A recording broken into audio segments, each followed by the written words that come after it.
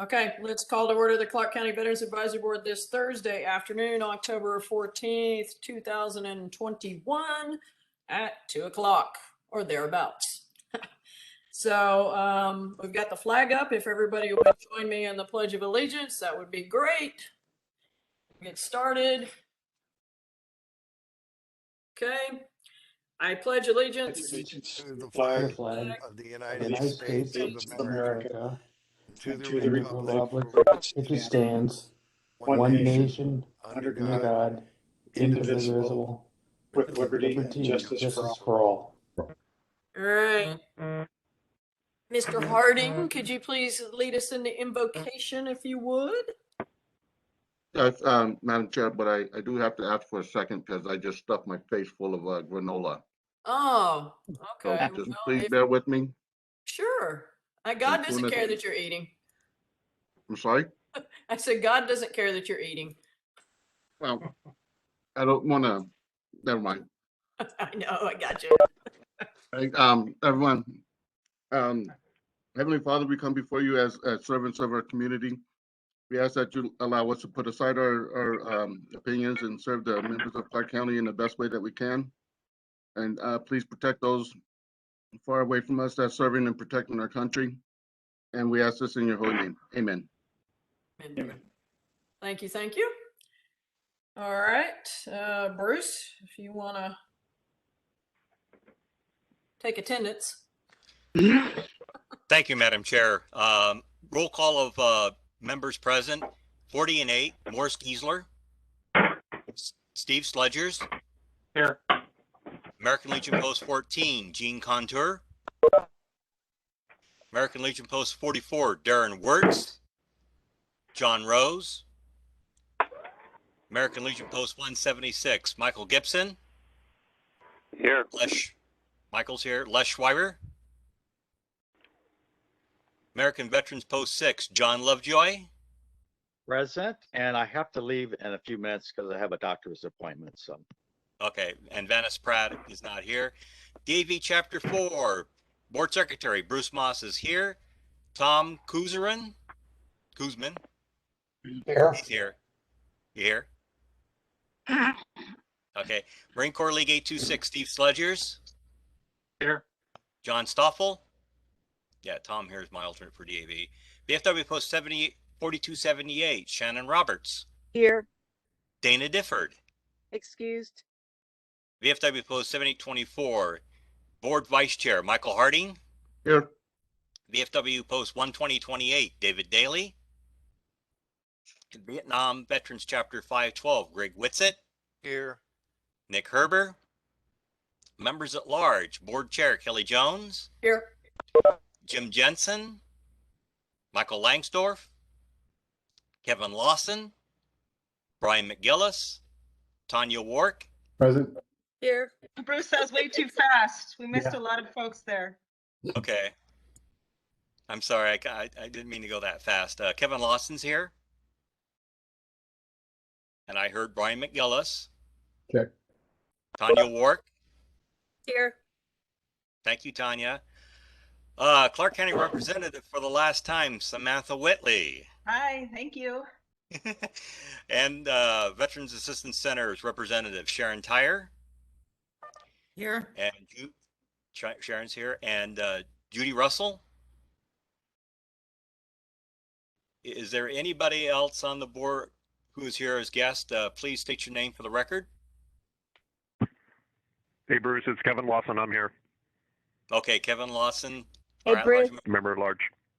Go Hey, ahead. Bruce, it's Judy Russell. I'm here too. All right. Is Jen Snook from Clark County here, along with Michael Torres? Janet is here and Michael is not. Okay. Anybody else in our audience joining us today? Yeah, my name is Alan Martinez. I'm from the VA Medical Center here in Vancouver, Washington. Okay, thank you, Alan. Thank you. Anyone else? Jim is here. I'm just having some mic problems. Okay, thanks, Jim. Madam Chair, it looks like that's all we have in attendance for today. Okay, thank you, Bruce. There Let me just start off before we get rolling here that if you're not speaking or asking a question, please mute your microphone. We usually end up with a lot of interference and what have you. So as Alan is briefing or anybody else is briefing, please go ahead and mute. And then when you're ready to ask a question, just unmute. And just remember you need to unmute yourself. But we want to cut down on the feedback that comes through. So next up, approval of the September 9th, 2021 minutes that everybody should have received on Samantha's email. Are there any issues, concerns, changes, deletions, corrections? If not, I'll accept a motion to approve as written. Motion to approve. Second. Okay. Bruce, did you get that? Yeah, Steve Sludgers and Michael Harding. Okay, cool. All right, moving right along. Alan, VA updates. We're looking at senior veterans. So take it away. Yeah. Hey, Kelly, thanks. And for any folks that I don't know, hello. And for the folks I do know, hello. And I'm thankful to be here. Hey, so I didn't really prepare too much for you, and I don't have any numbers for you. I was going to show you something, but I'll just pull it up and just kind of read some numbers. So I'm the outreach social worker for homeless veterans, and what I've encountered a lot of difficulty in lately is working with the geriatric veterans, and that term's not meant to be disparaging in any way. So working with veterans, let's say in their 50s, moving towards later stages in life, and low income, and maybe not connected with a lot of social supports. There's not a lot of resources in the community. And I just wanted to bring that to you guys' attention. Just, an example of kind of where folks struggle at is what if they don't qualify for Medicaid and some of the long-term, they're not quite at the point where they need the long-term care or the skilled nursing facilities, but they maybe still suffer from memory impairment. And they need some sort of supports. Now, I know that you guys have a limit to what you guys can do. I just wanted to bring it to you guys' attention and say, hey, look, we have a growing number of older veterans in the community, and maybe the good stewards that you are with the Veterans Advisory Board and the Clark County Veterans Assistance Center can put together a think tank or some sort of group that evaluates how many veterans we have in the community that are in this older age population, that are low income and maybe need some sort of assistance that could be provided by you guys. And I don't have any ideas, I don't have any answers, but I just wanted to share that with you all.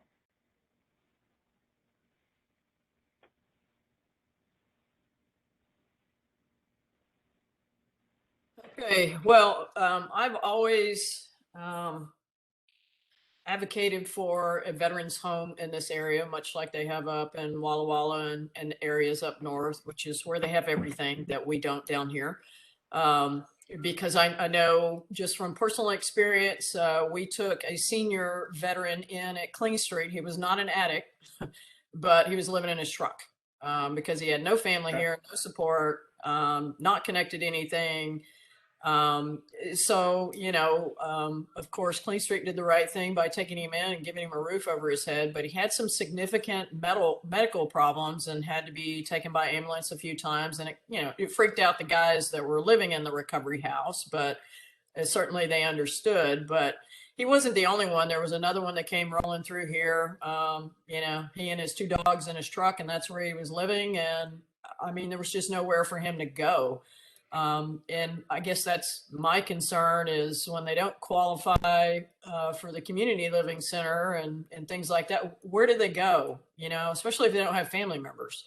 That is a big concern. And I don't know, I don't know that we would have a handle on the numbers either. I'm sure Portland VA would be able to maybe at least within those that are enrolled for VA healthcare be able to come up with some possible numbers just based on age group and what have you. But I also know we have a lot of rural veterans out in Yacolt and La Center and Woodland that are just not connected to anything. They need new roofs on their houses, or they don't have transportation, or they don't have home care, or, you know, whatever it may be. So I don't have the answers, but I certainly agree with Alan that it's something that needs attention in our community as veterans age. Where do they go? How are they supported? Well, Kelly, when we see older veterans, we always, you know, we keep track of them and we send that report in every month of their age. And we typically do see a lot more older veterans than we do young. But I don't know how we get them in here in the first place. That's the problem, is getting the older veterans aware, first of all, of us. And then secondly, how do we service them? It's a problem. Yeah, I agree. I was thinking maybe some sort of like mobile type, you know, after COVID is whatever's going to happen with it, if we ever get past this or whatever, maybe there's a possibility of running some mobile type, no, I won't say clinics, but, and I won't say stand downs, but just partnering with maybe VSOs out in the rural areas where they know they have lower income senior veterans, and, you know, bringing some information and resources and services to them instead of having to try to, you know, get them to get to Vancouver. Because, you know, like you said, Judy, that's going to be hard for some of them. Right. But maybe we could partner with somebody and, you know, start kind of outreach and taking these services out into those areas to kind of get an idea of what we're looking at as far as how many we have out there. Yeah. A lot of those service organizations like the American Legion and the VFW and the Korean War Vets, a lot of the service organizations do bring their older vets to us. If they have a need, one of the other members will bring them to us.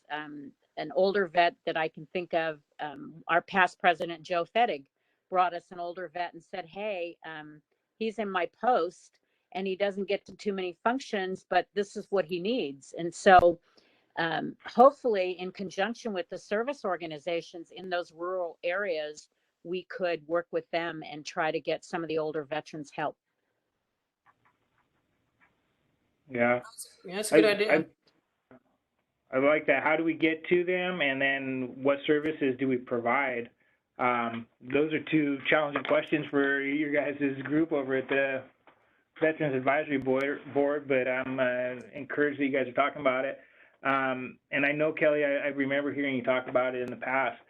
So I looked at a couple of the numbers. I don't know specifically to Vancouver or Clark County, but I imagine Sam could probably pull something up.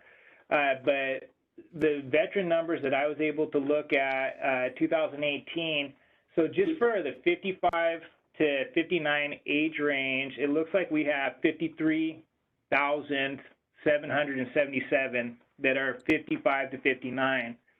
60 to 64, we're looking at 56,342. 65 to 69, 56,352. Then up there in the 70 to 74, we have 77,940. And then we have another significant number also, 75 to 89 years old, 44,964. Drops off a little bit at 80 to 84 at 28,916. But then it picks up again at 85 plus, and we're at 38,689.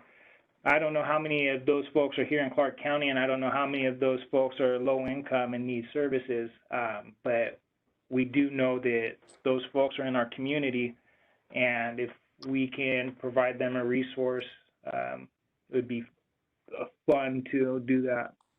Rewarding, I guess. Oh, absolutely. And again, Judy, I mean, you know, we're going back and forth, maybe, you know, and I think it's important for the VSOs, the veteran service organizations themselves, to, you know, kind of do a canvas of their area, whether they're members or not. And, you know, we need to get the word out somehow. Because I wonder how many of them, had access to the vaccination clinics and so on and so forth. And, while they might be isolated and not in, danger or risk, still, are they aware of what the VA is providing, the services, the drive-up clinics, like for the flu shots or what have you? And I don't know, again, and I'm, it's to have that many in the 85 plus, that's pretty eye-opening. And again, we don't know what we're looking at in Clark County, but we know in Clark County we're 38,000 plus, veterans. So we're bound to have some in there who aren't getting the word and aren't getting probably the resources and the services that they should have. So, right. And they deserve a quality of life, I mean, life is not obviously not done for people at 85. Life can be good still, and we owe that to them if we can. Yeah, we're all living longer, and that's a good thing. Yeah. But again, I mean, our center has only got so much capacity, but I think that's where service organizations could partner and say, hey, we could at least canvas at least our membership. And then, even the members know who's in these small towns that are veterans. I mean, they all know each other. So we might possibly be able to make some inroads through that process. And then again, think outside the box. Could we show up in Ridgefield, use their community center, and have some people on site, a CSO, or maybe the Swatch health navigators, just having people there to listen to what they need, what they're not getting, and then game plan, how do we get that to them. And in a lot of cases, I mean, I know other states and other places are basically doing mobile services out into the rural areas, especially since COVID started, because the veterans just can't get to the VA. So, Right. It just might be something that we need to start taking a look at here in our own county is how do we reach out? How do we get this stuff out there to them? And again, I'm a big advocate for as many veterans as we have in Clark County. I think we're still like the fourth or fifth largest county in the state of Washington. Why don't we have a veterans facility? I know we have CDM and, there's some veterans in there and they have some spots, but, there should be a dedicated veterans home facility for them to be able to still live independently, but still have all the wraparound services and resources that they need and still enjoy their time. So, but I know that's money. It's, all of those things that go with it. But I still think Southwest Washington deserves to have something like that to support our veterans, especially our senior veterans. So. Hey, so do you guys have any questions about the VA or homeless veterans? Like I said, I work over here in homeless outreach. Is there any questions that any of you have? So, Alan, what services does your office provide exactly? Okay, so I work in CRS, so it's Community Reintegration Services. One part of Community Reintegration Services is homeless outreach, and then the very popular HUD BASH program. But we also have different types of shelter that we offer within that, which is GPD, Grant Per Diem, and that's more of a transitional housing. We don't have any emergency shelters that I'm aware of, but we partner with people for emergency shelter, and we can get people there. So we have the GPD program, which is transitional housing. We have the HUD BASH program. Then we have here in CRS, we have the employment program. The employment program works with veterans with disabilities and veterans that are just out of employment to gain, what was the word? Gain competitive employment in the community, I believe was the word. So I know a lot of people have came here and they not have only gotten the CWT, the Compensated Work Therapy Program, which teaches you how to integrate back into the employment model of life, but also the people that have decided to work in the community have been able to come here and have people work one-on-one with them to obtain employment, gainful employment. And then, on the back end, we haven't been able to do it without resources like the Veterans Advisory Board, and specifically the Veterans Assistance Center facilitating the resources. So, so that's what we do over here in CRS. Okay, well, thank you for that information. Yeah. And if you guys come in contact with veterans, so just maybe I should mention that the HUD-VASH program has an expanded eligibility program that we are now open to a wider array of discharge types. You may not be eligible for VA healthcare, but you're going to be, there's a increased eligibility in HUD-VASH. So what that means is that more folks are eligible for the housing voucher and the HUD-VASH case management. So what that also means, though, is we're going to there will be more people asking for assistance from the Veterans Assistance Center in regards to being connected to HUD-VASH, housing assistance for the HUD-VASH veterans. So just so you guys know, there will be more coming because of our expanded eligibility. All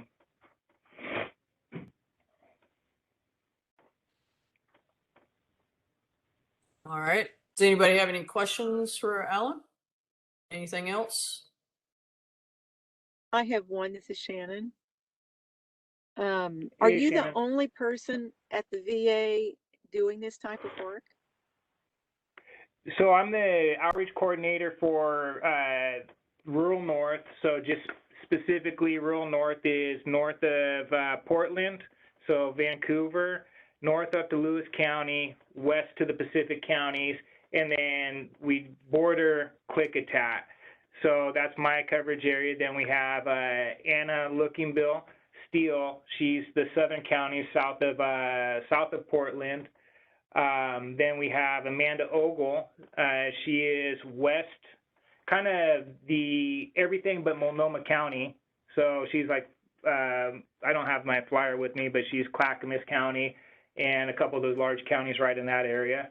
And then we have Lindsay Bittman, and she is Multnomah County. So no, I'm not the only person.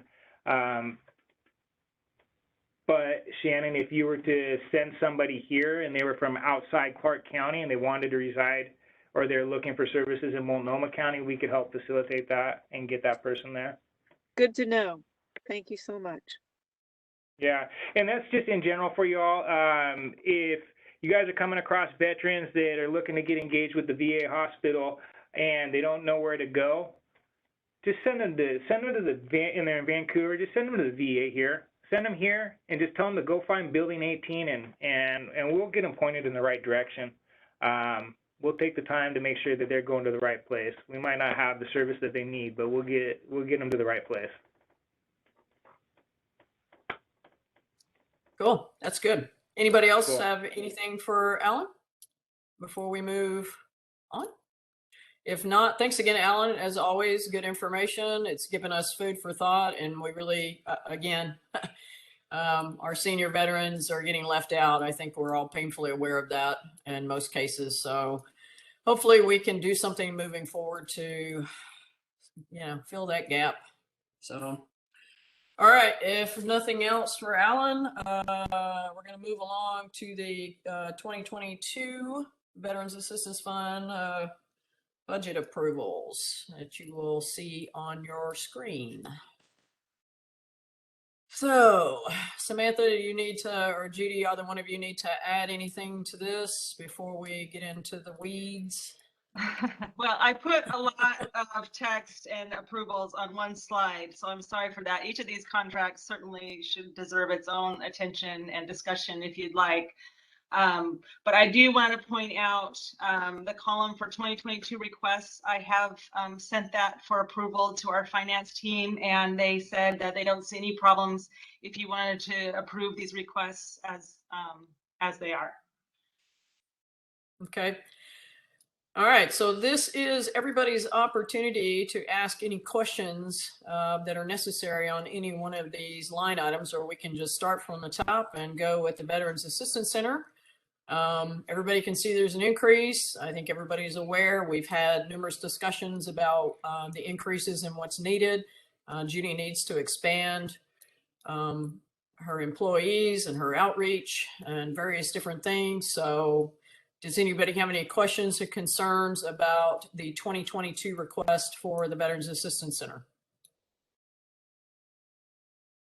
And the one other thing I would add, well, I put on there that they did pass their file monitoring with flying colors, as they always do.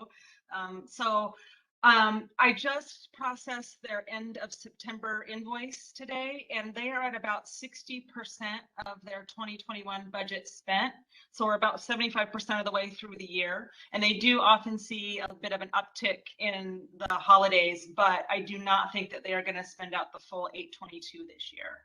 And so, who knows what will happen next year, but that 834 is the maximum amount, but they won't necessarily bill all of that. Okay. I don't have any issue with it. So if nobody has any questions or concerns with it, then. I do have a question, Madam Chair. Okay, go ahead. Judy, is that going to be enough? Not that I'm trying to throw a bunch of money, but that's just an increase of what, 11, 12,000 if we do some rounding. And so is that gonna be sufficient to handle everything, given the amount of assistance that might be needed because of COVID and the housing and everything that's related to that? Right. So typically what I do, Michael, is I try to look at where we are for the year and then where we might be next year. I have added in there $12,000 more for rent next year because we're hopeful. Our landlord is looking for a building to purchase, a little bit bigger building that he can lease to us. And we know if that happens, there's going to be an increase in our lease amount. So I have added into the budget approximately $12,000 for that. And we do have in that budget the money that you all approved for us to have an outreach specialist and another CSO. So I'm hopeful that that will cover everything. If we get 2/3 through next year and it looks like we're going to run out of money, then I'll be back begging on bended knee again for more. But right now, I think this is a reasonable request, and I think that it will cover what we need for the year moving forward. Okay, thank you. You're welcome. Thank you. I have a question as well.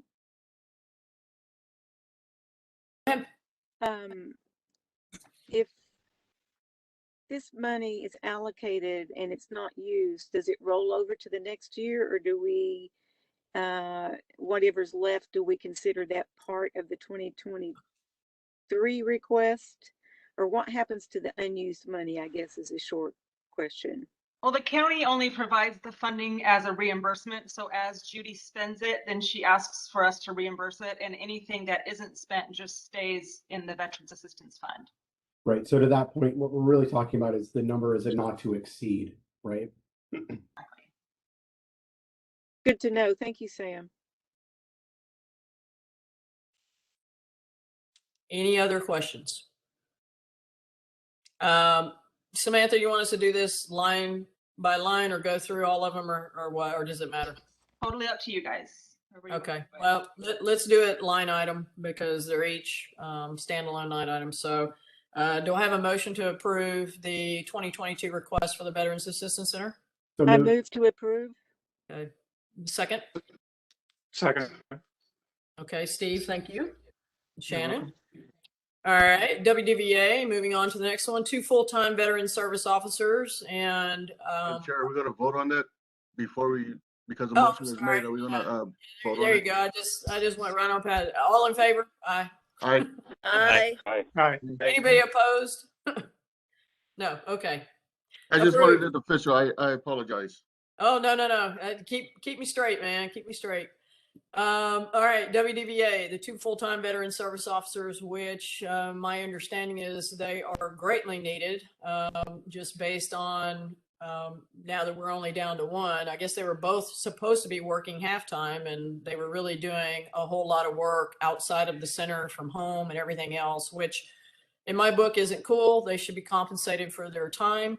So that's why the increase there is we really need 2 full-time service officers because the uptick in disability has been pretty crazy based on the numbers that the center is putting out. So I am a big advocate of having veteran service officers in there full-time because, you know, everybody has jobs and kids and other obligations, and it really makes it difficult when they're part-time. And again, R2, we're working full-time, but not getting paid full-time. So that's not something I'm ever cool with. People need to get compensated for working those packets. That's a lot of work.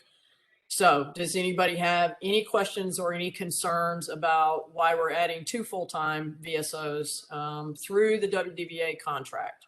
And again, that the Vietnam Veterans of America has that oversight, but we work that through WDVA, just for your information. So they don't belong to the center. They're, you know, they answer to the VVA. So anybody have any questions, concerns? My only question would be, we're adding a second VSO, but we're only increasing the amount by less than 50%. So is that we're covering a second full-time? I just want to be sure that we're, again, fully funding or funding adequately. Yeah, so the 2021 budget is a little misleading because for years they had a $60,000 budget. And then in July of this year, you guys approved adding the second person through the end of the year. That's right. So we just added 30,000 to their 2021 budget, which is why it shows 94,000. Okay. And so it's really doubling the 60,000 per person per year. Perfect. Thanks, Sam. Judy, my question is, do you have enough to meet the needs of the veterans at the assistance center?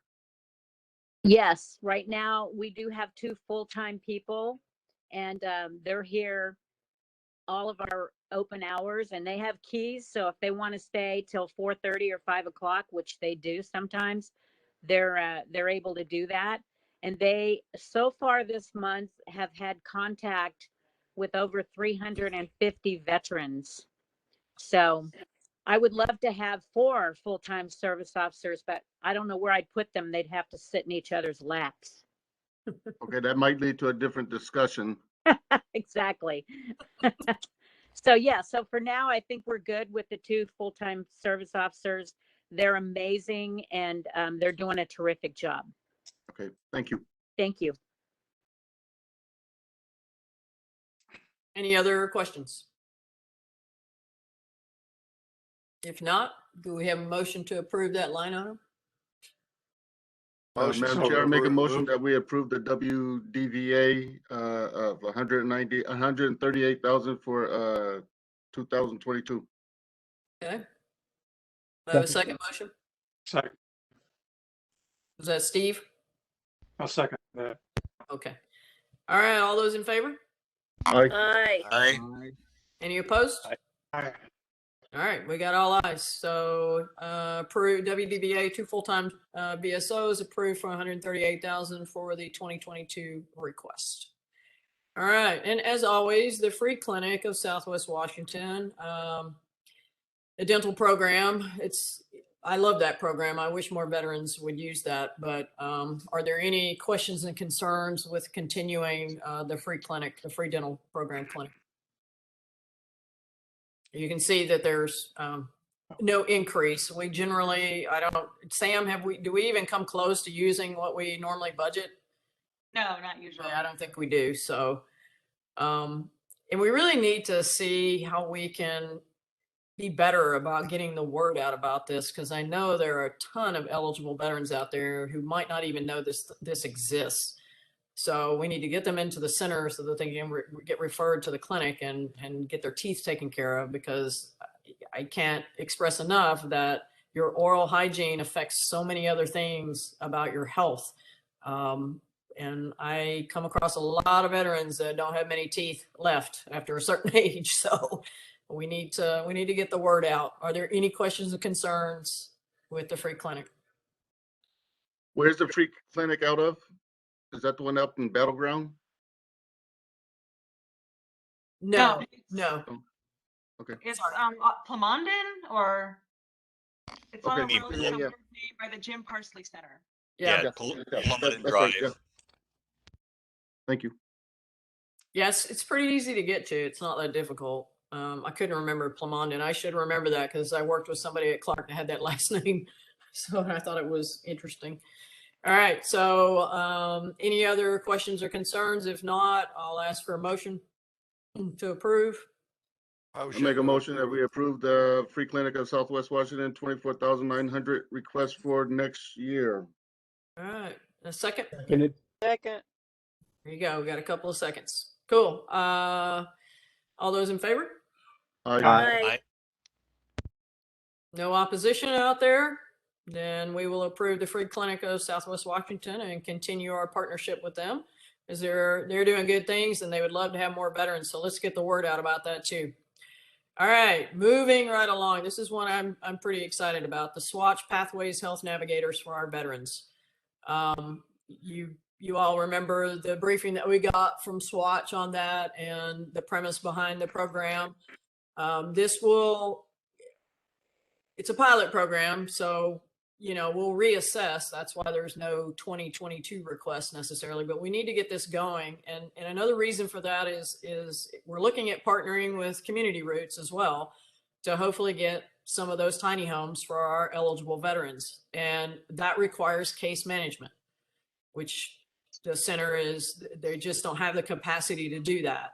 Judy's got a lot of other things on her plate. She will do the referrals, but the navigators are going to be critical to provide that case management when they go into those homes to make sure that they have everything that, all the wraparound services they need and help them out with whatever. So I'm really excited about this program. I think it's something we really need. Case management is important because a lot of veterans just don't know how to navigate these processes and everything else. So does anybody have any questions about the health navigators? Or because if some of you are on here today that weren't on when they briefed us, you might have some questions. I know Samantha sent out some information, but does anybody have any questions or concerns about that new program? This is Mike from 176. When are we planning on getting a full update on this program and how it's been used thus far? Well, they haven't billed us yet. Their plan was to bill and report quarterly. So I know Judy and Sharon have been making referrals and working with them. But I don't know anything on if any program outcomes have been achieved. Maybe you could speak a little bit, Judy, about how it's going. Sure. Wasn't this a 6-month program that we approved? You did originally approve it for a 6-month program, but I updated the board that I actually, when I contracted it and I talked to them, they said a lot of times it takes veterans or anybody that they help, it can take them up to 6 months to get connected to all the resources and the healthcare and the housing. And so they said, we don't know that we can really show a lot of success within 6 months. And I did execute the contract for 12 months, but I left it at the maximum amount of funding that the board approved, which was only the $30,000. But yeah, you said they're supposed to bill us every 3 months? Correct. So they would have, so they started July 2021. So July. That doesn't seem to compute though, if they're supposed to be billing us every 3 months, but they say it's taking up to 6 months to get results for some. So it seems like there's some kind of billing discrepancy there. Well, they bill us based on the outcomes that they achieve. So I don't remember all of the numbers, but for a veteran that gets into housing, they'll bill us $200 for that. Or for a veteran that gets assessed, they bill us $90 for that. And so do they have for the last 3 months? So that would be ending in September, and it's been 2 weeks since then. They haven't sent me a bill yet, but I expect it before I leave. I can check in with them. We usually do ask for invoices before the 25th of the month after the billing period, but I can certainly check in with them and let the board know where we're at currently. Yeah, it seems like we need to keep an account of that monies and how it's being used. Definitely. Yeah, I agree, but they did say that if no outcomes had been achieved. They bill based on the goals and the outcomes that have been, achieved. So they could very well just say, we don't have a bill this quarter because none of the veterans that we're, representing have met any of the outcomes. So that could very well be the case as well. But there still should be some reporting on, their progress, I guess I would assume, because I think I remember them saying something about that as well. Yeah, agreed. I'd like Right. to see a report saying, have they engaged, how many veterans they've engaged, where are they in the process? From a spending perspective, again, I look at this similar to the others, right? This is a not to exceed. So the risk to the fund is minimal, and that, we've budgeted for it and allocated the funds, but I'd like to see the funds used as well. And Madam Chair, the only other concern that I have on the SWATch program is that since we don't have them budgeted out fully for the 2022 year, they should be budgeted all the way to at the end of 2022. It seems like that their money flow will just basically sit there until they report back results, and just try to make the budget as uniform as possible, because to have them cut out, say, at halfway throughout the year is just doesn't quite make sense to me. True. Hey, Jim, you're on, right? Can you shed some light on if we're just, bantering around amongst ourselves, or if we're, asking good questions about the billing process? Well, as you know, probably I'm with Beacon now and not with Swatch. Okay. I did not know that. But I will say that, so certainly Eric or Michelle would be a good place to start with those questions. But I mean, I'm sure they're out there using the funds, and since it's outcome-based payment, I think it's a little less front-loaded for, getting the funds than it would be in other, encounter-based billing. So yeah, I'm sorry, I can't get more clarity, but Eric or Michelle could. No, I appreciate it. And I hope you're enjoying your new job. Thank you. Okay. So Kelly, yes. Can I just add something? We have Sure. referred several veterans, but two of them, even though they said they agreed that they would do the program, when Swatch contacted them, they said, "Oh no, I don't need that help. I don't want anybody looking at my finances, or I don't want anybody holding my hand, that sort of thing." So out of the people that we have referred, the other ones that they are working with, it does take time to contact the veteran, to line them up with support. And I think one of the things that we will see is, if we are able to connect with C-Roots, that Swatch will be invaluable in being a case management partner for us with that program. So I think you'll see a lot more activity with the Swatch program if we are able to obtain some of the C-Roots housing. And right now they are working with a couple of our veterans, but we don't know exactly what the results are, because those were veterans who were just recently referred to them. Okay, thanks. I was going to say the same thing about C-Roots. If we are able to come to a deal with the 5 units, all 5 of those veterans will need case management. So absolutely, and that will be an outcome that they will bill when that veteran moves into that tiny home. So right. Again, we all know how long it takes to get appointments sometimes in healthcare at the VA or whatever. So this is not, and they briefed us on the fact that, the process could take many months just to get to one outcome. So that's why I think, when Samantha and I talked about the 6 months versus 12 months, I think this will give us something to really kind of look at, to determine, is this benefiting our veterans? And I certainly think it will, because in order to get any of those units in C-Roots, you must have case management. So this is something that will only benefit us and our veterans if we get those units, and we certainly need the units because we're running out of affordable housing to place our veterans. So I think this program is really going to pay off in the end. I agree that right now there's a lot of unknown, but we all know based on our own experience in trying to get healthcare and other different services that it does take a while.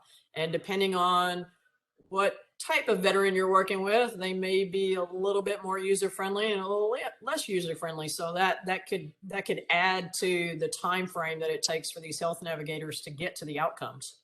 So I just think we have to be patient, but I certainly think we're having a discussion tomorrow with C Roots. So if we go how we think it will go, then the health navigators will right away be engaged with the veterans that we're ready to put into those homes.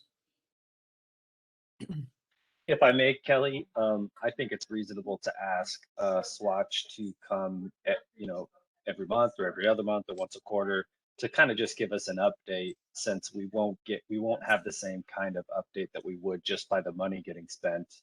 Perhaps we can have them come by and tell us how it's going. Yeah, that's a good point, Jim. Thank you. Yeah. I agree, because they could let us know as a board how many veterans are refusing their service. Like Judy said, there's a couple of veterans that said that they don't want someone looking at their finances and other stuff, and so that'd be good to know. Yeah, no, I agree, and I think we all know that.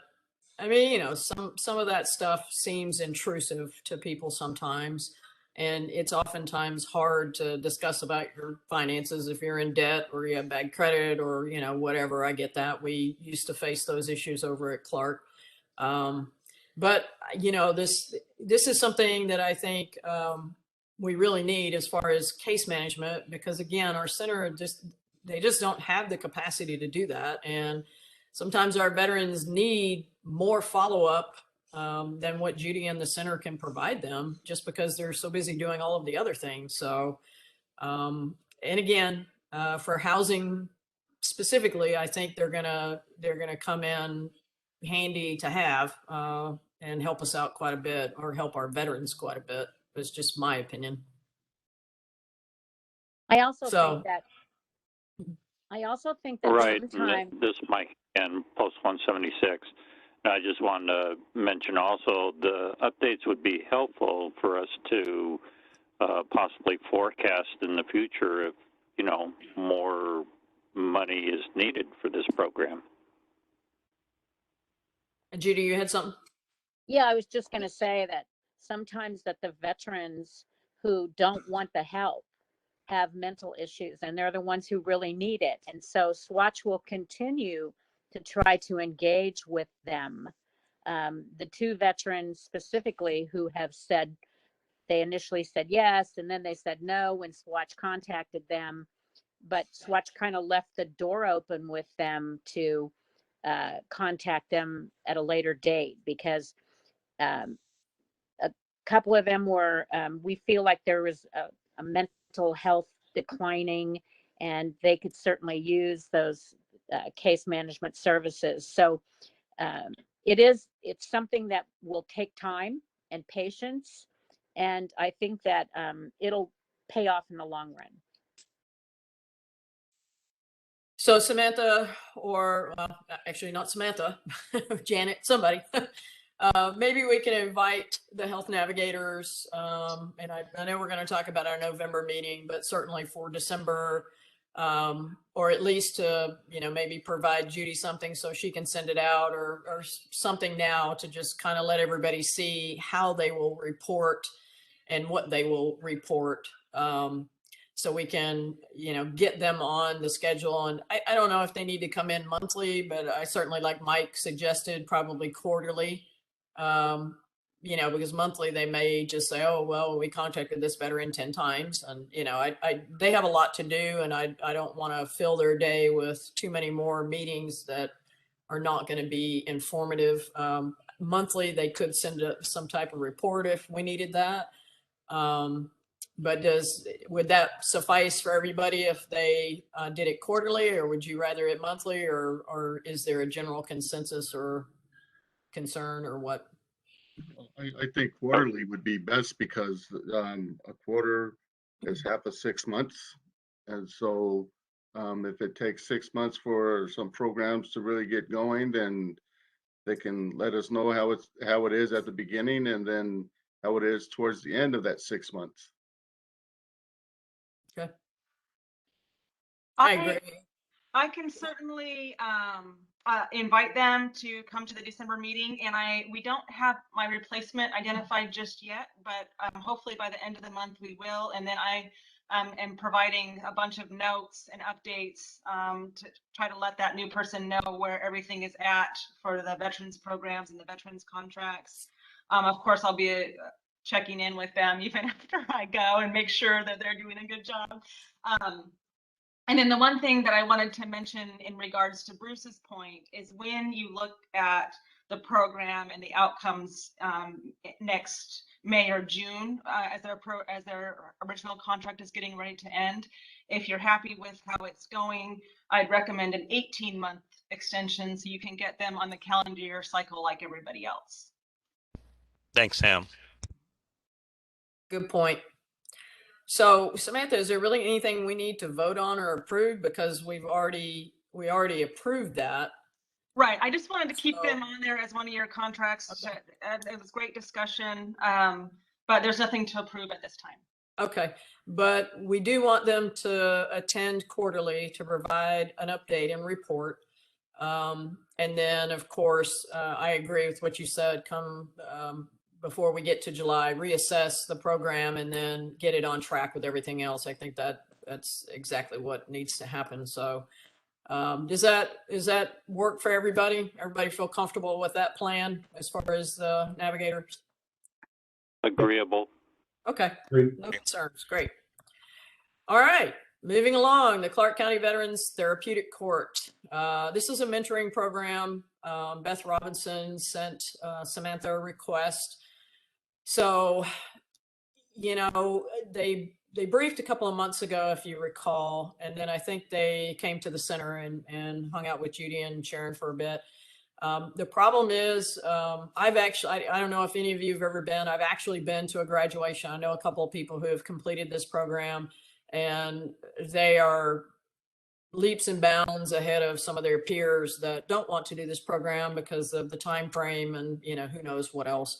But it's a great program. I think it has a lot of value, and if veterans really understood the program and what it could do for them in the long run, as in not having felonies on their record, you know, that works well in their favor, because, you know, some of them have trouble getting an apartment or, you know, many other things because they, you know, have these things on their records. So the mentorship program, Beth is having some issues getting mentors for those that are in the program, but they're also having trouble getting veterans in the program. So before I knew about the Veterans Court, I had never heard about it prior to that, and it had been around before then. So I know we're not doing a great job about promoting this and making sure that it's out in to the organizations that probably need to have the most information about the program. I am myself considering leading the mentorship program, and I've already got a graduate of the program who has agreed to sign on with me if I do that. And so that would be us building a mentorship program, because each veteran going through therapeutic court they need a mentor. We won't call it a sponsor, but that's what Addiction and Recovery calls it, because not all of these veterans are addicts. They just have misdemeanor or, you know, felony issues that if they complete this program, then their record would be clean. So, but they still need somebody to hold them accountable, because that's how they're most successful. So Beth has asked that for any of our eligible veterans that would go into the program or in the program, if we would be willing to consider basically assisting getting their program started. There's no compensation for the volunteers. It's all volunteers when you mentor. I would not be compensated for anything. But it does take time and it takes recruitment and so on and so forth. But she's asked for us to consider assisting them in getting this program up off the ground. There are some supplies, costs. There's a conference, a national conference next year where they do specific mentorship training and provide some, critical information for starting and maintaining that program. So that's what we're looking at. Sam, I don't think you sent out the full thing, but she has the request of some of the other things that are on there. So for those of you who might not know about Veterans Therapeutic Court, what are your questions? This is Mike from Post 176. If memory serves me right, years ago when this first started up, wasn't the WDVA funding this program? I'm sure Greg would know also. I don't know if they were funding it. I don't know that I've heard that. They might have contributed in some way, because I think wasn't Judge Zimmerman the first judge? Yes. And I can't remember the first guy who was had set up the mentorship program, the actual coordinator of the program, but he was funded through, I believe it was the DBA funding through one of I think the American Legion. I know the county contracted with the WDVA for Jason. His name is Jason, and he went into the jails and would help veterans out from there. And I don't know if he also started up the mentorship. No, that's the only Jason was like the second or third. Oh, and then Mike, yeah, there was Mike Wilbur before him. Yeah, Mike Wilbur was, I think he was either the first or second. They were definitely doing a veteran jail reintegration program, and I'm not sure how that interfaced with the court and the mentorship program, but that was funding through the county that went to the WDVA. Well, I believe when Mike Wilbur had it, they were still calling it the therapeutic court. Okay. Along working with Judge Zimmerman on that program. Oh. So my question is, why can't we, or can we go to the WVA and ask them to start funding this program again? Well, what I was saying, Mike, is that the county paid the WDVA to run that program when they were doing it here. Yeah. The WDVA was not paying for that. They just provided the resources, the individual. Similar to the service officers now. They are WDVA service officers, but they're not actually paid by the WDVA. They didn't provide service officers. They provided a coordinator for the therapeutic court. Right, but I'm talking about now. Mentorship. Yeah. But it's similar to the two VSOs that we have now that are employed by the WDVA, but actually paid through Clark County funding. Yeah. Well, can we still at least petition the WDVA to help fund this program? Well, here's what I would say. Beth, when she reached out to me, she said, is there any way that you could provide some support? And I said, hurry up and get in your request by October when I'm doing all these other requests because I'm leaving. And so she was trying to hurry up and find an agency, and that obviously didn't happen.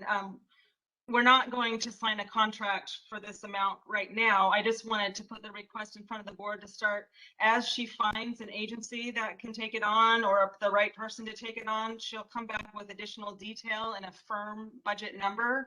And if you want me to ask her to look to the WDVA for that service, I can certainly ask for that. But I don't know. I mean, if the WDVA was willing to give Clark County any funding, they would put in some of that funding towards the service officers, but they haven't seemed to be able to provide any kind of financial support down here that I know of. I have no problem with us funding up to the $10,000, but I think we should at least ask the WDVA to assist in the funding, because they tout this program on their website, and you know, when it comes time, they take credit for what we're doing and what we're paying for,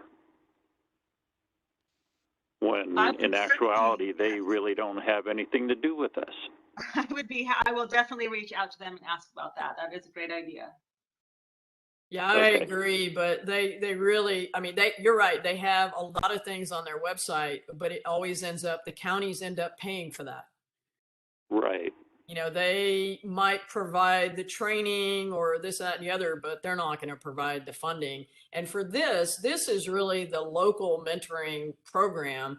If WDVA has to, you know, they're not going to pay anybody to do this, so it's still volunteers. So, you know, I don't foresee them saying, oh yeah, we'll pay for your supplies and this, that, and the other, if they're not going to have any kind of control over it or otherwise. So, but yeah, I mean, it's worth the ask, just like we always do for everything else that we end up paying for. So, yeah. If I can jump in, I'm being pulled away, but you know, the therapeutic courts, especially for veterans, are an off ramp to the cycles of legal issues and behavioral health issues. They're well established, they're proven. They do an amazing balance between the needs of public safety and victims' rights, as well as helping individuals to get their stuff together. If they're coming to us for help and we're in the position to help them, I say we do it. That's just my opinion. Thanks, Jim. Most definitely. Yeah. And if you recall, a few years ago, they actually gave a rundown on how many people has been served through the therapeutic courts here in Vancouver, which is more than what they're actually getting. True. Well, again, like Sam said, this is not something that, you know, we need to take a vote on or whatever. It's for your information, because it will be coming as a request. Samantha can, you know, we can ask WDVA. I'm not hopeful there. And if that's the case, then it'll come back to us, and at least everybody will have the information. And then maybe Beth at that point will have tweaked it a little bit more on you know, what the actual cost might be. But I am personally considering leading this program. So that doesn't mean anything for any of you. I plan to step back from the board. My tenure as chair is up in December. I don't plan to continue right now, maybe at a later date. I might come back. I've transferred to post 44, so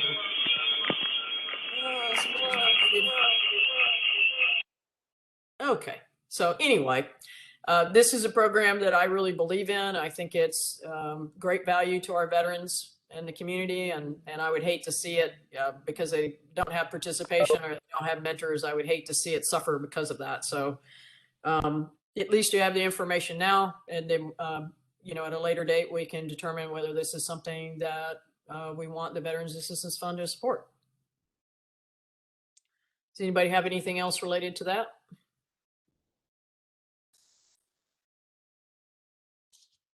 All right, Samantha, is there anything else you need on this? No, I'm sorry this is taking a little bit of time, but this is really important work that you guys do, and thank you very much. I will get all of these, I will get these first three that we just voted on, the Veterans Assistance Center, the WDVA, and the Free Clinic of Southwest Washington contracts drafted into my contract team before the end of the month, and that will give them more than enough time to get them executed before January. Awesome. Thank you, Samantha. All right, moving right along. Committee reports. Mike, do we have any appeals to hear about? No appeals. No appeals. Okay. And policies and procedures. I think everybody got the information from Samantha that had this in there.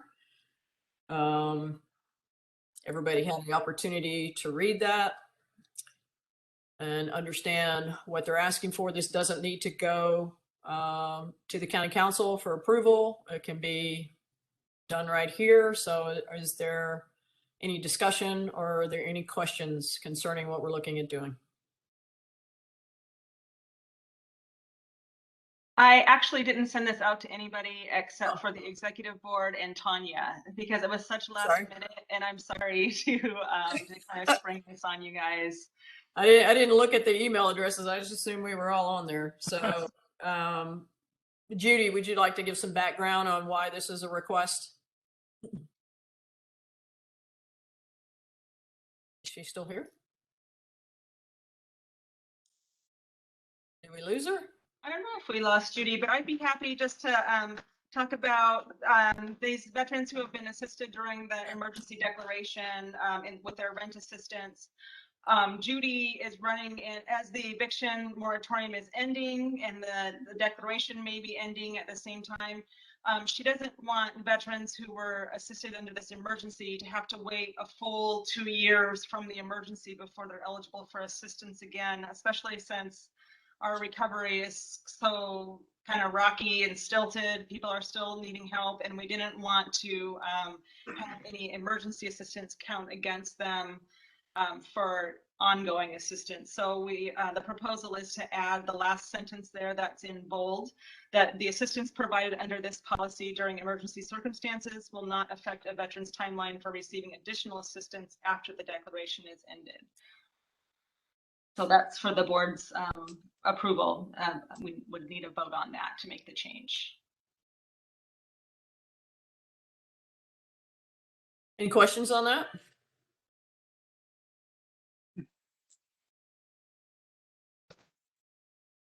Motion to approve. Second? No, I'll second. Post 176 seconds that motion. Okay. All in favor? Aye. Aye. Any opposed? No, there you go. So approved. We'll add that to the policies and procedures. I think that was the right thing to do because we still have veterans struggling, trying to recover from the pandemic. So we don't want anybody out on the street. Well, there's a huge thank you from the Veterans Assistance Fund for this approval. Thank you so much. Well, you're welcome as usual, Miss Sharon. Did you enjoy your vacation?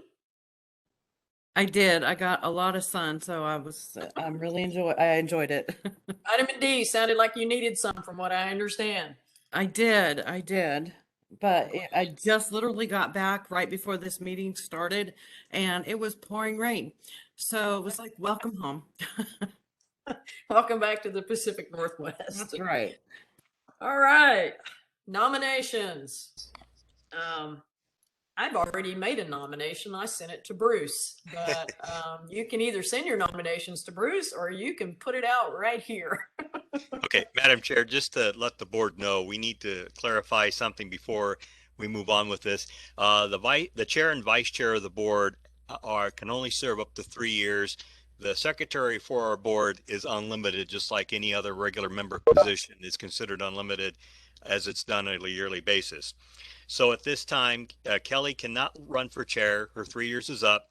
Mike is currently our vice chair. He's on his first year. And of course, for me, it's wherever I end up going is what it comes down to. So at this point, the only nominations that I've received thus far is from Kelly Jones, our board chair, and she has nominated Michael Harding as chair's position for our board. And that's all I can report on at this point in time. I'd like to remind everybody, please let me know if you're interested in running in one of our 3 board positions. It's open to anybody. We're looking for new people to step up and to help out on this board as much as possible. So that's what I'm kind of advocating for. And for those of us who are still around, hey, we're always here to help and mentor and provide the necessary guidance to our new people coming in. That's all I have, Madam Chair. Thank you, Bruce. So think about it. Get your nominations in to Bruce. so we can get that finalized. And I will be sad to leave, but I'm taking on the president role for Paddle for Life. I may very well be taking on this mentorship program for Veterans Therapeutic Court, but I am always lurking around somewhere advocating for veterans, so I'm never far away. I may still continue. I may change my mind after the end of the year. I don't know, but Paddle for Life is sucking the life out of me in a good way, but it's just a lot of work and a lot of meetings and a lot of coordination and a lot of other things. So you know, even the veterans therapeutic thing, my capacity level is going to be maxed out. So, but I do appreciate everything that everybody's doing and continues to do and will continue to do. And I have every faith and confidence in my vice chair, whether he becomes chair or not, no matter where he is on this board, he will continue to do wonderful things. As always. Thank you. Of course. August 2021 contractor report. Samantha, you're up. Okay, these were emailed out. The Veterans Assistance Center saw 25 veterans back in August. There were 6 denials. They provided assistance in the amount of $17,306. They helped 5 veterans exit homelessness in August. That brings their total year to date to 13 veterans that they've housed. They served 43 male, 7 female veterans. There were 186 visits to the center for food and toiletries, and they fielded 1,205 phone calls. And then their volunteer hours for that month were 605, which totaled $14,937 in volunteer value. The free clinic had 3 veterans referred, but only 2 came to their appointment. They served these 2 veterans with exams, x-rays, and restoration services that were valued at about $735 for the care. They billed the fund $674 for August. And then our fund revenue was $33,502 that came in. We paid expenses of $104,642, which left our fund balance at the end of August $831,561. And this month of October is when the property taxes come in. So you will see that bump up on the fund when everybody pays their property taxes. Any questions? Okay, thank you. All right. That was easy. All right. Veterans Assistance Center update. Okay, can you hear me? We can. Okay, good. I had to call in because my phone died. So, the first thing that we want to do is we want to formally thank Sam. For 10 years, we've been doing the fund here at the center, and Sam has been a godsend to us. And I don't know how we're going to do this without her. But we know this is a good opportunity for her. We want to wish her well, and we want to thank you, Sam, for everything you've done for us and the Veterans Advisory Board. Thank you, Judy. Of course. So I wanted to give you some figures on stand down. I sent this to Sam, but I didn't put it in a very good format. Basically, we served 101 veterans, and 49 of them were homeless. We had 130 providers and volunteers who contributed 564 and a half hours. We served 203 box meals. We gave out 800 pounds of DOD clothing and supplies and 1,425 pounds of civilian clothing. We gave out 50 pairs of boots. We had 11 veterans who were serviced by the dental van. The total donations that we received local, and thank all of you who gave us money locally. We appreciate you so much. It was $2,350. The Clark County grant was $25,000, and the DOL grant, there was a date snafu, so we're waiting to see how much we will actually be able to charge to them. If we receive the whole grant amount, the total monies received would be $37,350. Our total expenses so far are $25,093, and that does not include storage or homeless supplies for the remainder of the year. So that is remains to be seen how much money we will have left in the stand down fund once we are able to figure out how much we can charge to the stand down grant. So, any questions about the stand down? Okay. So we are going to have another Helping Our Heroes Radiothon on November 12th. KPAM Radio 860 AM will have it. Bob Miller's going to host it. It will be from 6 to 6 on November 12th. So tune in and send money. We want to publicly thank everyone who participated in our online auction. We were able to raise, I believe, a little over $4,000. And Sharon, I know you're on. Maybe you can confirm that. Hello? Yeah, we were at about $4,350 total. Okay, so, okay, very good. And then Give More 24 also happened this past month. We had an anonymous donor who matched up to $25,000 worth of donations. So we wound up getting a total of $30,000, which we will put to great use. We've got holidays coming up. We've got holiday meals. And Sharon is working with the Children's Sharing Project for holiday toys. And we always are looking for holiday meals. We have a couple of American Legion and VFW posts who put together holiday boxes for us, and we're very grateful for that, and we help as many families as we can at the holiday. One more thing, and that is that the Washington State Representative from the 17th Legislative District, Vicki Kraft, she nominated the Clark County Veterans Assistance Center for the Governor's Veterans Affairs Advisory Committee Distinguished Service Award.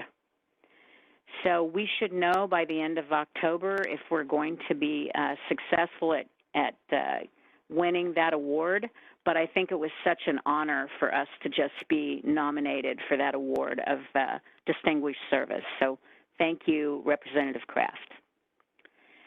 And that's all I have. I won't bore you with anything else. Again, we just want to say thank you, Sam. We're going to miss you so much. Thanks, Judy. That was a mouthful for the award, so I hope we don't have to repeat that somewhere. Hey, I'll repeat it all day long if we win, let me tell you. That's awesome, though. I mean, that's great. I mean, you know, we recognize you all the time, but to have that recognition on the state level, that's fantastic. So yes, cool. Yeah, So I great. have a question about the holiday meals. Okay. I have, 100 plus dragon boaters who give donations to the food pantry about every other week because we have a dragon boater who collects that for fish. So okay. What would I need to tell them how do you want the meals? When do you want the meals? Give me the construct of what that would look like so I can put something intelligent out to the group so that they'll know what we're looking for. Okay. So typically in the past, what we've done is we've asked different posts or different organizations to put together food boxes with all the the non-perishable items that go into making a Thanksgiving or a Christmas dinner. But what we found is that so many of them put in perishable items that we can't get rid of fast enough. So last year, what really worked for us was they gave us gift certificates like to Winco or Fred Meyer or wherever that we were able to give to the families. And of course, they had to be family friendly, which meant no alcohol, tobacco, or lotto products. And mostly those are Winco gift cards. And we gave the family a Winco gift card, and they were able to go and purchase their turkey or their ham or maybe the stuff for their tamales or whatever their holiday meals consisted of. So that actually worked great for us. So, and in addition to that, we just don't have the space for all the boxes with all of the items in it and the turkeys and the hams. We don't have space in the fridge to do those. So we will get a few of those from, you know, a couple of the posts. But if anyone else wants to help, the Winco food cards worked out terrific. What's the typical dollar amount for that, Judy? Typically, it runs like $40, $50, something like that for a turkey and all the trimmings. Okay. So awesome. I will put that out to Catch 22, and we have veterans on our team. We have parents of veterans, so hopefully we'll get quite a bit of traction, and I'll tell them to bring them to me, and then I'll bring them to you. Thank you so much. Absolutely. All right. Does anybody have any questions for Sharon or Judy? If not, we'll. Madam Chair, I have something real quick. I was at the stand down for both days from beginning to end. And I just want to commend Judy and Sharon and the entire Assistant Center staff and volunteers for the heck of a job that they did. They, you know, I was watching from afar, and they were going above and beyond to make sure that the veterans were taken care of. And so I just wanted to acknowledge and give them a big shout out and congratulate them on servicing the veterans in the most professional and distinguished way. Thank you, Michael. And that's mostly Sharon. Sharon was a huge, huge part of that, and she is every single year. And without her, that could not happen. So, thank you. Well, no, thank you both, though. You're welcome. Awesome. Okay. Moving along. Any old business? I don't know that we have anything that we haven't or need to revisit. New business. So your letters of intent, whether you're representing a VSO or you are a member at large. Samantha, when do you want those by again? Well, we need them by the end of the year so that we have a full board starting in January. And you need to send those to Janet, correct? Correct. And I'll send out another reminder, and I'm sure the new person will send out a reminder with the forms, and or Janet can send out a reminder, and we'll just then follow up at the beginning of December with anybody that hasn't submitted one to do more targeted requests. Okay, awesome. Let's go ahead and discuss the November meeting right now. It falls on Veterans Day, which we all like to have the day off to do whatever because it is a holiday. So I guess the question is, do we want to schedule another meeting in November, either before or after November 11th, or do we want to take the month off and enjoy family and Veterans Day and going into Thanksgiving? You know, holiday season is ramping up, so I'm ready to get my feed bag on. So what's the consensus? Yeah, Greg. Let's take the day off. Take it off. Okay, with no reschedule? Just not have a meeting in November? No, I think we've covered pretty much everything. Okay. I agree. Absolutely. Okay. Well, shall we?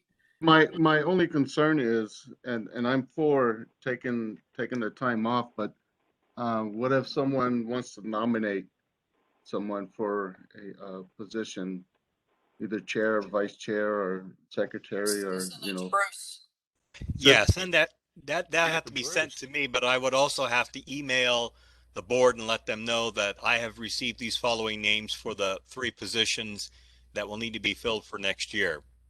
Okay. Yeah. I just wanted to make sure that in case somebody wants to serve or wants to nominate someone to serve, that they have that opportunity, because I think it's important that all the choices, all the board member choices are represented in the election. And I think this would also give everybody a chance to kind of meet privately between board meetings to get an idea of who feel comfortable in serving the positions for the next year as well during this off time. But when we get to December, we have to have three names in each 3 positions ready to go for voting by that time. We can't wait till the last moment. So That's the only concern that I have. Okay. I'm all for taking the month off. Everybody still has access to Bruce via email, and I know Samantha will still be able to answer questions, even though, and I know Janet will be able to help as well. So, does anybody want to make a motion? That we take the month of November off? Okay, so that's taking the month of November off entirely, correct? All right. Is there a second? I second the motion. Post 6 seconds. Okay. All those in favor? Aye. Aye. Anybody opposed? No. Motion approved. We're going to take the month of November off. So everybody enjoy your Veterans Day or whatever else you might have going on. Okay. So open forum. Does anybody have anything they want to share? Or any information you need to put out about any upcoming events or new resources or what have you? I think for the This is Mike, Post 176. I just want to let everybody know that Post 176 is looking for a new bookkeeper. So if anybody knows anybody who's looking for a job as a bookkeeper, have them call Post 176. So what's the, like, how many hours? Is it full-time, part-time? What? It's a full-time position. Okay, is there a link or something where they can send resumes or what have you? They'll have to contact the post for all the particulars. And that number is area code 360. Hang on. Yeah, 360-573-2331. Get the word out if somebody's looking for a job. Not a bad gig out there. Somebody else had something? Yeah, Madam Chair, as is noted here on the flyer, Veterans Day Parade once again has been canceled. So they're going to be doing, the CMAC will be doing an artillery barracks program, just like they've done back for Memorial Day. It'll just be standing, be at a location where everybody can just gather around in limited numbers as we celebrate with Veterans Day and have a course of speakers during the course of the event as well. Also, I just wanted to mention too that VFW Post 7824's Pavilion Project is nearing completion. So we'll be interested in seeing how that all turns out for us at the time. We want to thank the Cowlitz Tribe for making and Darvin Zimmerman to help make this possible for us. So next time you drive by 7824, you'll notice an outbuilding that's just ready for us to use, even though we're getting close to the winter time here. So that's all I had on that. Okay, thank you, Bruce. And Tanya, you're looking for another veteran specialist. We are. Patrick, who ran our DPD program, had to resign, so we definitely need somebody else. We prefer a veteran, if at all possible. But yeah, we've hardly got any applications. So spread the word, and it's on WorkSource, or like email me and I can send the information. Okay. Awesome. I might have a couple of people to send your way. It's hard to get them to take full-time jobs for whatever reasons. I don't get it. I like paying my bills. So, anybody have anything else? Yeah, I just also want to mention too, I believe Golden Corral is going to be doing their Veterans Day event on the 11th as well on that Thursday. Buffet, baby. Yeah. If you haven't ever been to a Golden Corral, you need to go check it out. I'd forgotten about that. I have one more thing for 4278. Go ahead. We have Wreaths Across America going, and in the Camas Cemetery, we have around 860 veterans there, and we already have more than half of those paid for, the wreaths paid for. So I just remind everybody to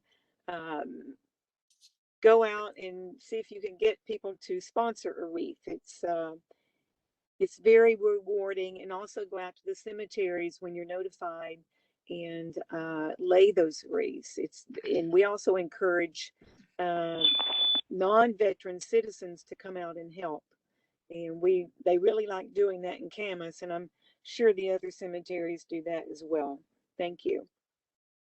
Yes, thanks, Shannon, for that reminder. I buy wreaths every year for the cemetery over here on 136. So, or not 136, Chocoloff. So that's a good point. Anything else? I will echo and close this out, but I'll echo what Judy said about Samantha, because honestly, could we have done anything without Samantha? No. No, no. No. So, I mean, she's leaving and I mean, I'm sure whoever comes in will be fine, but it won't be Samantha, right? So it's been an honor and a privilege to have her act as our liaison, and all of the work that she does, all of the reports, all of this. I mean, just look at what she has to do on a monthly basis to support just the board, and then all the support that she provides to the center as well. So, Samantha, I don't know how we could ever thank you, except for the fact that, if your new gig doesn't work out, we'll always take you back. Well, you guys don't have to thank me. The veterans programs have always been my favorite part of my job. And my father was a veteran. He was a Navy veteran and an Army veteran. I just have so much love and respect for what you have done for us. And I'm sure the next person will be awesome as well. Well, I'm sure they will, but they still won't be you. But I'm sure we're still going to have our happy hours at some point. We gotta, we gotta keep doing that, keep getting together, and keep celebrating veterans and all the good work that the center's doing and the county, and thank goodness that we have county counselors that support us the way they do. So, I mean, I was telling somebody the other day, I don't think in the entire time I've served on the board, they've ever denied anything. I mean, they have just been super supportive of everything that we've needed and wanted to do for our veterans. So, just kudos to everybody for all the work that we're doing. I, was interviewed the other day for why, volunteer for an advisory board or a committee. And I just got to thinking about it, that it's so rewarding, and you really do kind of learn the nuts and bolts of what's going on in and around our county. But it's been a great experience, and I just can't imagine not ever having done this. And I looked back at just all of the things that we accomplished, especially during the pandemic. Oh my gosh. I mean, I know it was tough on the center, it was tough on everybody, but we didn't miss a beat, and we still took care of our veterans. Probably, I would venture to say, way better than other organizations did. So, kudos to everybody for everything that we have managed to do just in the years that I've been on the board, I think, which is like 15, 16. So this is a great thing. It needs to keep moving forward. We have other things that, a building for the assistant center would be nice. Someday one of those will fall out of the sky or something. I don't know, but I'm hopeful. But I will always be around to support the center and everybody here. And I thank everybody for your support during my tenure as chair. And I'm looking forward to what's on the horizon for all of the veterans in our county. I think they're in very good hands, in my opinion. So thanks to everybody. And I think, Madam Chair, it's fitting because of naval tradition, fair winds and following seas for Sam. You bet. Okay. Piping aside. All right. Anything else before we do a motion to adjourn, which I will take at any moment? Nobody wants to adjourn. Motion to DD Mao. I was waiting for Greg. Second on that. Second. Oh yeah. All of those wanting to adjourn, say yay or nay. Aye. Yay. Aye, yes. All right. And Michael? Did I hear a dissension or no? I think Michael kind of had the drop off for us for a moment, Drop Madam Chair. Oh, that's sad. How's Oh well. Michael, how's Michael going to be our chairman and he always wants to stay? I don't like that. Well, that's something you got to look forward to. All right, everybody, have a wonderful weekend. Go out, do great things. Talk about Veterans Court. Talk about the center. Talk about everything. Let's get the word out everywhere we can. The housing, there are some really cool things on the horizon for our veterans, and I'm excited about that. So, thanks again, and yeah, you have my email and phone number if you need me for anything. Take care. Later. Thanks, everyone. Thank you. All right. You're welcome. Bye. Bye, Sam.